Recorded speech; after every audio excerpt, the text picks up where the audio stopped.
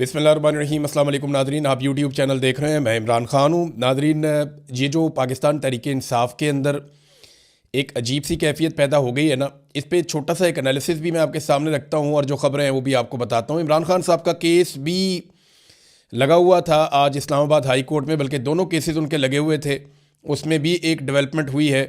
और ये केसेस इस मौके पर दोनों इकट्ठे कैसे लग गए और किस तरीके से ये आगे बढ़ेंगे, ये भी आपको मैं अभी बताता हूँ। और पाकिस्तान एक बड़े अजीबोगरीब सिचुएशन में फंस गया है मौजूदा रजीम के हाथों। उससे पाकिस्तान कैसे निकल सकता है और ये हालात पाकिस्तान को कहाँ ले जाएंगे। नंबर एक तो ये है कि इमरान खान साहब की बहनों पर भी तनकीद शुरू कर दी गई है। कुछ दबे लफ्ज़ों में करता है, कोई खुले लफ्ज़ों में करता है, कुछ आर्टिकल उनके खिलाफ लिखवाए जा रहे हैं, कुछ उन्हें डिक्टेटर करार दिया जा रहा है। देखिए, इमरान खान साहब की जो बहनें हैं वो सिर्फ अपने भाई के लिए जाती हैं हर जगह पे, ये बात सबको अंडरस्टैंड करनी पड़ेगी। उनका पॉलिटिक्स है, वो दे डैम केयर कि जनाब ये जो पॉलिटिकल पार्टी है पीटीआई वो क्या करती है क्या नहीं करती, उनके दिमाग में ये है कि हमारा भाई बाहर निकलना चाहिए, उसके लिए वो किसी से भी लड़ाई कर लेती हैं। इमरान खान साहब जो भी उन्हें कहते थे, अब वो बजाय ये सोचे कि इसके नताइज क्या होंगे, वो बाहर आके बोल देती थी। देखिए ना, अगर अलीमा खानम और बाकी लोग पॉलिटिकल होते जैसे बाकी पॉलिटिकल लोग सोचते हैं तो वो बाहर आकर अल्फाज को तब्दील कर लेते, लेकिन जो इमरान खान ने कहा उन्होंने बाहर आकर बिल्कुल वैसे ही वो बात की और पार्टी के लोगों ने शायद उस तरह से बात नहीं की। तो अब सूरत हाल ये पैदा हो गई है कि वो खुलकर कह रही हैं कि पाकिस्तान तहरीक इंसाफ जो कर सकती थी वो उन्होंने नहीं किया, और ये बात पाकिस्तान का सोशल मीडिया भी कह रहा है। इमरान खान साहब की पॉलिटिकल पार्टी जो है उसकी वो स्ट्रेंथ जो वो शो कर सकती थी, जितने बड़े पैमाने पे लोगों ने उनका साथ दिया, जितने बड़े पैमाने पे लोग उनके साथ खड़े हुए, उस तरीके से वो काम कर नहीं पाए। और इसके लिए अगर मैं कहूँ कि सबसे बड़ा कसूरवार कौन है, तो सबसे बड़ी गलती हुई गंडापुर साहब से। गंडापुर साहब को एतमाद भी मिला, मौका भी मिला, लोग भी बहुत बड़ी तादाद में उनके साथ चले, लेकिन गंडापुर साहब ने 2 मरतबा ऐसा किया कि पाकिस्तान तहरीक इंसाफ के अंदर जो एक तहरीक चलाने की कैपेसिटी थी वो बहुत बुरी तरह मुतासर हुई। अभी बार बार कोशिश करने के बावजूद तहरीक इंसाफ वो कैपेसिटी उस तरीके से दोबारा बढ़ा नहीं पाई।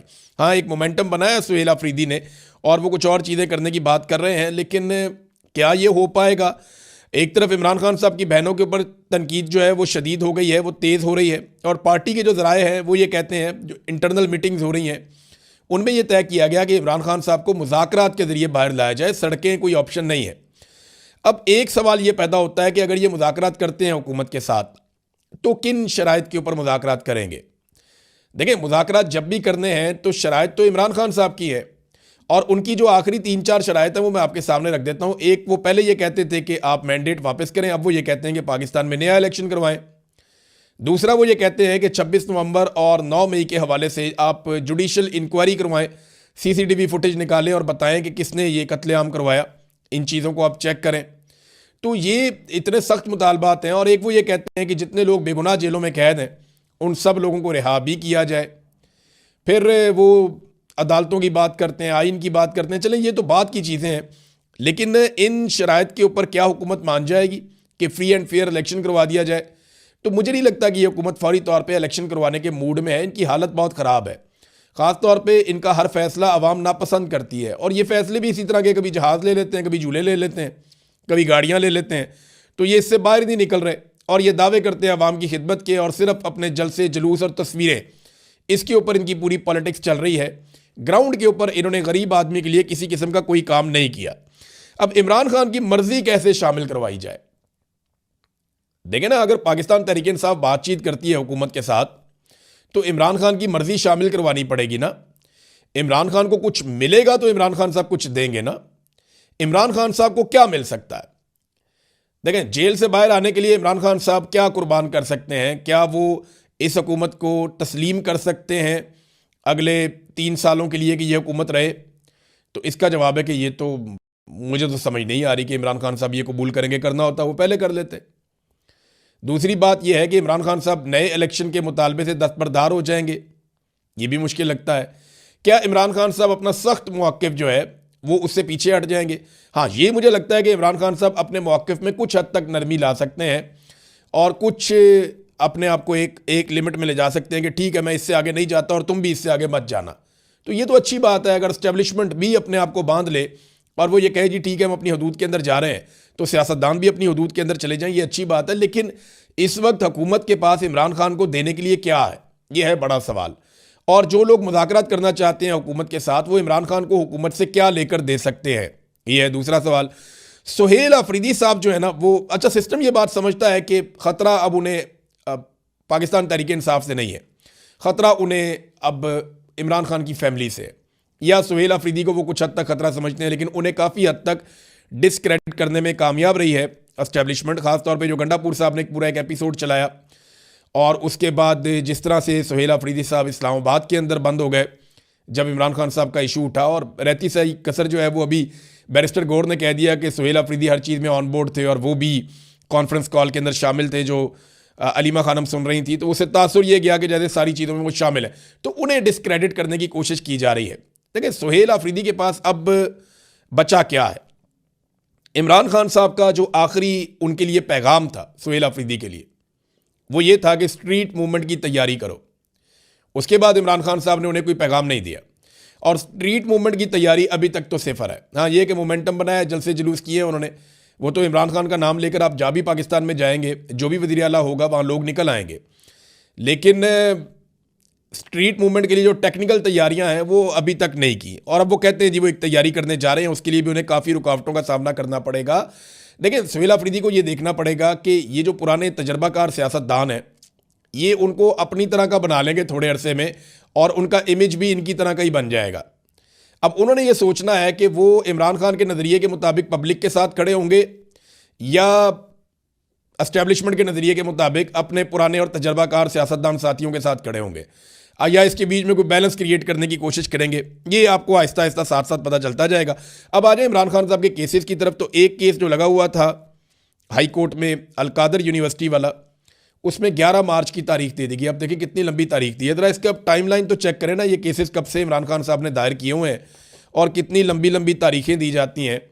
ये देखें जनाब, ये इमरान खान साहब के खिलाफ जो फैसला है वो आया था 17 जनवरी को पिछले साल, और उसके बाद 15 मई को जनाब मुकर्रर किया गया अपील के लिए, फिर जनाब नोटिस कर दिए गए, फिर 5 जून को नैब ने मज़ीद वक़्त मांग लिया, फिर 11 जून को जो बेंच था वो दस्तयाब ही नहीं था, फिर 26 जून को नैब के नए प्रोसिक्यूटर ने 4 हफ्ते का वक़्त मांग लिया था, फिर 26 सितंबर तक ये केस नहीं लगा, फिर प्रोसिक्यूटर की तबीयत ख़राब हो गई, फिर 16 अक्टूबर को बेंच ही दस्तयाब नहीं था कि जनाब केस नहीं लग सकता अब, फिर 4 नवंबर को बुशरा बीबी ने दरख्वास्त दायर की, वो आज तक लगी नहीं, फिर 14 फरवरी को इन्होंने कहा जी कि जल्द समाअत हमारी की जाए, दरख्वास्त दायर की गई, और जनाब ये आज के दिन के लिए मुकर्रर थी, और अब 11 मार्च दोबारा दे दी गई है।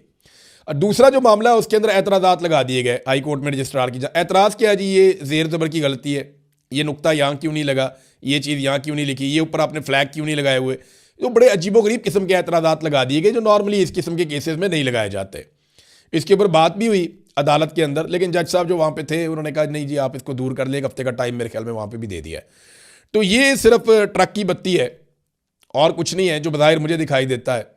इन केसेस में ऐसे इमरान खान साहब को छोड़ दिया जाएगा, मुझे नहीं लगता। मुझे ये लगता है कि शायद ये एक उम्मीद पैदा कर देते हैं जब भी कभी कोई तहरीक चलने वाली होती है या पाकिस्तान तहरीक इंसाफ कोई मोमेंटम अवामी बनाने की कोशिश करती है, तो ये एक उम्मीद पैदा करते हैं, कभी मुज़ाकरात शुरू कर देते हैं, कभी अदालतों के अंदर थोड़ा सा हिलजुल पैदा कर देते हैं ताकि अगर कोई तहरीक चलनी है तो वो तहरीक ना चल पाए। ये ऐसा दिखाई देता है। यास्मीन राशिद साहिबा ने एक ख़त लिखा चीफ जस्टिस ऑफ पाकिस्तान को, और उन्होंने बहुत सारे हक़ाइक़ बताए। उन्होंने कहा जी जब नवाज शरीफ जेल में बीमार हुए तो हम उन्हें अस्पताल लेकर आए थे, और हमने नवाज शरीफ को ये ऑफ़र किया था कि वो अपने पसंदीदा डॉक्टरों के नाम बताएं, हम उनसे मियाँ नवाज शरीफ साहब का इलाज करवाएंगे। फिर जो डॉक्टर अदनान थे वो हर वक्त मियाँ साहब के साथ रहते थे। फिर फैमिली को भी फ्री एक्सेस दी गई थी, मियाँ साहब को हर तरह से फैसिलिटेट किया गया था, लगातार उनकी मुलाकातें चल रही थी। फिर डॉक्टर अदनान डॉक्टर्स की तमाम बोर्ड मीटिंग्स के अंदर भी बैठते थे जो नवाज शरीफ के अपने डॉक्टर थे।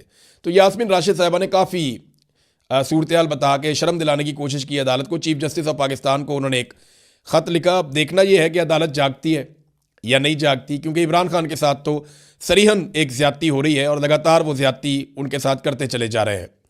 नाज़रीन, एक और ख़बर है, ये बरतानिया से आई है। बरतानिया के पार्लियामेंटेरियंस ने पाकिस्तान को जो एड दी जाती है, जो इमदाद दी जाती है, उसके हवाले से आवाज़ उठा दी है कि जो पाकिस्तान को इमदाद दी जाती है उसको मशरूत किया जाए, उस पर नज़रसानी की जाए कि पाकिस्तान में जमहूरियत और इंसानी हकूक़ की पामालियाँ हो रही हैं और उनका खात्मा यकीनी बनाया जाए और उसके साथ इसको मशरूत किया जाए। बरतानवी वज़ीर जो है उन्होंने कहा कि हम ये वादे करते हैं कि पाकिस्तान को अपने मुल्क में बुनियादी इंसानी आज़ादी को इज़्ज़त देना होगी, फेयर ट्रायल का हक़ देना होगा, मेडिकल ट्रीटमेंट देना होगी, जैसे ये हर इंसान का हक़ है वैसे ही ये इमरान खान का भी हक़ है। ह्यूमन राइट्स आइन और बैनुल अक़वामी कवानीन का एहतराम होना चाहिए। ये बरतानिया की पार्लियामान के अंदर आवाज़ उठ रही है।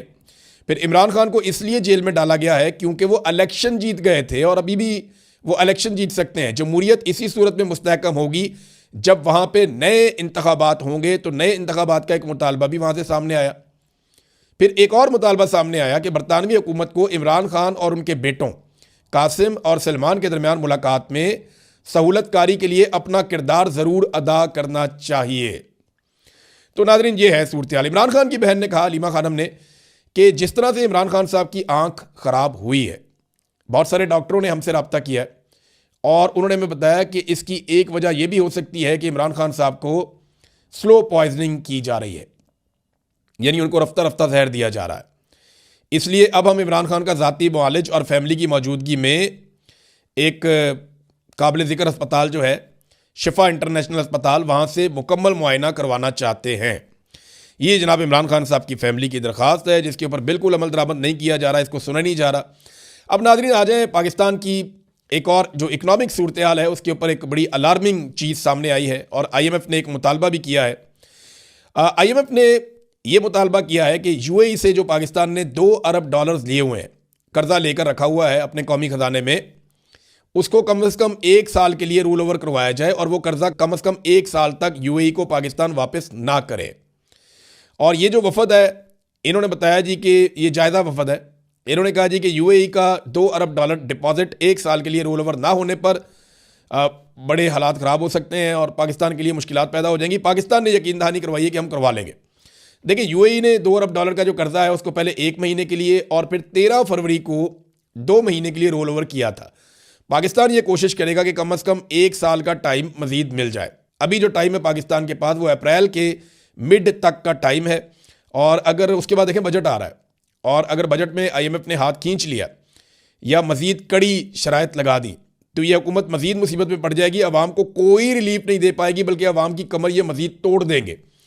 तो UAE से उनको मनाना बहुत ज़रूरी है और उनको मनाने के लिए आपको पता है फिर बहुत सारों को मनाना पड़ेगा। UAE जो है वो अपने पैसे को इस्तेमाल भी कर सकता है। उसको खित्ते के अंदर अपनी इजारादारी का बड़ा आजकल UAE का एक ट्रेंड चल रहा है। वो सूडान के अंदर भी मुदाखलत है उनकी, लीबिया के अंदर भी, सोमाली आइलैंड में भी और यमन के अंदर भी। और सऊदी अरब इस मामले पे नाराज़ भी है UAE से कि वो ये काम ठीक नहीं कर रहे, बल्कि उसका उन्होंने इजहार भी किया है। तो UAE जो है वो अपना एक बहुत तगड़ा उन्होंने एक अपना सतून खड़ा कर दिया है और पाकिस्तान के लिए प्रॉब्लम ये है कि वो $2 अरब उनसे रोल ओवर करवाने हैं या कोई और पाकिस्तान को ये पैसा दे दे। तो अब पाकिस्तान इसके बदले में किस किस्म का कंप्रोमाइज़ करेगा ये देखना पड़ेगा। देखें, बांग्लादेश में जब इनकलाब आया ना तो उसके बाद डॉक्टर मोहम्मद यूनुस को लाया गया। डॉक्टर मोहम्मद यूनुस आए और 18 माह तक वो वहाँ पे रहे और फिर उन्होंने इलेक्शन करवा दिए। अब एक नई हुकूमत बन चुकी है, लेकिन इन 18 महीनों में डॉक्टर मोहम्मद यूनुस ने जो मेहनत की उसके नतीजे में बांग्लादेश के जो ज़र मुबादला के ज़खायर हैं, जो कौमी ख़जाना है उनका, उसमें $9.5 अरब का इजाफा हुआ, यानी 50% इजाफा उन्होंने 18 महीनों में कर दिया। ये काबिल लोग। देखिए, पहले हसीना वाजिद थी, मिलिट्री एस्टेब्लिशमेंट थी। जैसे ही बांग्लादेश की जान छूटी वहाँ की घटिया मिलिट्री एस्टेब्लिशमेंट और हसीना वाजिद से, तो क्या हुआ, वहाँ $9.5 अरब के 50% उनके ज़र मुबादला के ज़खायर बढ़ गए। और पाकिस्तान में क्या हुआ, घटते ही गए। जो इमरान खान साहब ने $16 अरब पे छोड़े थे वो इन्होंने हालत ये कर दी है कि $12 अरब तो इस वक्त दोस्त ममालिक के पड़े हुए हैं और बहुत थोड़े से पैसे पाकिस्तान के अपने हैं और ये रोल ओवर के लिए मिन्नतें और तरले करते जा रहे हैं। वर्ल्ड बैंक के जो आदादो शुमार है ना, देखिए वर्ल्ड बैंक का भी तो एक मेयार है ना गुरबत का। तो वर्ल्ड बैंक का जो मेयार है, अगर उसके मुताबिक आप ये देखें कि पाकिस्तान में कितने लोग गुरबत की लकीर से नीचे ज़िंदगी गुजार रहे हैं, तो आप हैरान हो जाएंगे। लगभग आधे से ज़्यादा लोग, यानी कुछ इकोनॉमिस्ट तो ये कहते हैं कि 60% पाकिस्तानी गुरबत की लकीर से नीचे ज़िंदगी गुजार रहे हैं। अगर आप वर्ल्ड बैंक के बनाए हुए मेयार के मुताबिक देखें तो 60% पाकिस्तानी गुरबत की लकीर से नीचे जा चुके हैं। नाज़रीन, जहाज़ वाली जो कहानी है जो बड़ी सुबकी का बायस बनी पंजाब हुकूमत के लिए, मिनिस्टर ने बहुत झूठ बोला, तो बिलाखिर इंफॉर्मेशन मिनिस्टर ने काफ़ी झूठ बोलने के बाद सच बोल दिया और ये करार दे दिया कि ये जहाज़ मरीम नवाज़ का है, और साथ ही ताना दे दिया बिलावल को कि अगर बिलावल सिंध हुकूमत के जहाज़ में इधर उधर फिर सकता है तो फिर मरीम नवाज़ या पंजाब हुकूमत जहाज़ क्यों नहीं ले सकती, तो मरीम की भी मर्जी है। देखें, अब ये तो बिलावल के साथ भी ज्यादती है। अगर मरीम नवाज़ की बेटी है तो बिलावल आसिफ जरदारी का बेटा है, तो फिर बिलावल को भी गल्फ स्ट्रीम का जहाज़ लेना चाहिए, उसे भी इसी तरह का एक लग्जरी जहाज़ चाहिए। वैसे इंडिया के किसी वज़ीर आला के पास या हुक्मरान के पास गल्फ स्ट्रीम का जहाज़ नहीं है, हालांकि पाकिस्तान से बहुत बड़ी इकॉनमी है वो, लेकिन उनके हुक्मरान इतने अय्याश नहीं है जितने पाकिस्तान के हुक्मरान अय्याश हैं। नाज़रीन, मोदी का जो दौरा है उस पर थोड़ी सी बात कर लेते हैं हम जाते जाते, क्योंकि ईरान के ऊपर अटैक बहुत करीब आता जा रहा है। जिनेवा के अंदर जो मुज़ाकरात हुए हैं उसके बावजूद धमकियां अमेरिका की जारी हैं, वो फुल दबाव ईरान के ऊपर डाल रहे हैं कि बहुत बड़ी जंग आप पे मुसल्लत कर दी जाएगी और ईरान में रजीम तब्दील कर दिया जाएगा। ईरान जंग से अवॉइड करना चाहता है, लेकिन जंग उसके ऊपर मुसल्लत हो चुकी है ऑलमोस्ट। या तो उन्हें अमेरिका की सारी शराइत माननी पड़ेंगी या फिर उन्हें जंग के लिए तैयार रहना पड़ेगा। अब नरेंद्र मोदी ने दौरा किया है इजराइल का, और इतने पुरजोश हैं नरेंद्र मोदी के, उन्होंने कोई 1 दर्जन ट्वीट कर दिए इस दौरे को लेकर, बार बार ट्वीट। और ये एक बड़ा ज़बरदस्त ताल्लुक है इसराइल का और भारत का। ये पाकिस्तान के खिलाफ भी कई मरतबा इस्तेमाल हुआ है। देखिए, पाकिस्तान ने डोनाल्ड ट्रंप तक जाने के लिए मोहम्मद बिन सलमान के लिंक को इस्तेमाल किया था। और एक बात मैं आपको बता दूं कि पाकिस्तान के सऊदी अरब के साथ शानदार ताल्लुकात हैं, बेहतरीन ताल्लुकात हैं, लेकिन मौजूदा हुक्मरानों से जो इस वक्त रजीम है पाकिस्तान में, उनसे इस वक्त की सऊदी हुकूमत कुछ ज़्यादा खुश नहीं है। ये मैं आपको आज कह रहा हूं ना, ये मुस्तकबिल में साबित हो जाएगा। आप सबको बहुत अजीब लगेगा, लेकिन आप पिछले चंद दौरे उठाकर देख लें, आपको कुछ चीज़ नज़र आएगी। बस आप गौर करते जाएं, कुछ दिनों में आपको बहुत सारी चीज़ें नज़र आएंगी। मैं ज़्यादा कहना नहीं चाहता क्योंकि 2 मुल्कों के ताल्लुकात का मामला है। तो पाकिस्तान और सऊदी अरब के ताल्लुकात तो शानदार हैं, वो हमेशा रहेंगे, लेकिन इस वक्त के सऊदी हुक्मरान, पाकिस्तान के मौजूदा हुक्मरान जिनमें एस्टेब्लिशमेंट भी शामिल है, उनसे कुछ ज़्यादा खुश नहीं है और वहाँ पे एक सर्द मोहरी देखने में आ रही है। बहरहाल, हमने जब पाकिस्तानी एस्टेब्लिशमेंट ने, आसिम मुनीर ने, शहबाज शरीफ ने ताल्लुक बनाना था डोनाल्ड ट्रंप से, तो मोहम्मद बिन सलमान के लिंक से ये लोग आगे बढ़ते हैं। उधर जब मोदी ने अपने मामला ट्रंप के साथ सीधे करने हैं तो नेतन्याहू को वो इस्तेमाल कर सकते हैं, और नेतन्याहू ये कैपेसिटी रखता भी है क्योंकि डोनाल्ड ट्रंप नेतन्याहू को बहुत ज़्यादा अपने करीब रखता है, और डोनाल्ड ट्रंप और नेतन्याहू ऐसा लगता है जैसे कि एक सिक्के के 2 रुख हैं, वो एक दूसरे को बहुत सपोर्ट भी करते हैं। तो ऐसे में नेतन्याहू के लिए ये मुश्किल नहीं होगा। जो मोदी ने नेतन्याहू के साथ टाइम गुजारा है, तो इसका मतलब है कि डोनाल्ड ट्रंप के साथ भी उनके मामला ठीक होने वाले हैं। तो क्या इसमें पाकिस्तान के लिए अच्छा होगा, बुरा होगा? देखें, हर एक मुल्क को अपना हक है कि वो खुलकर अपने ताल्लुकात बनाए। इंडिया भी अमेरिका से ताल्लुकात बना सकता है, पाकिस्तान भी बना सकता है, लेकिन नॉर्मली जब पाकिस्तान और इंडिया जैसे ममालिक होते हैं जो एक दूसरे की मुखालफत में होते हैं, तो इन चीज़ों का एक दूसरे पे असर ज़रूर पड़ता है। और याद रखिएगा, मोदी जख्मी है, मोदी को मार पड़ी हुई है, उसके तैयारे गिरे और डोनाल्ड ट्रंप ने उसकी बहुत बेइज्जती की है।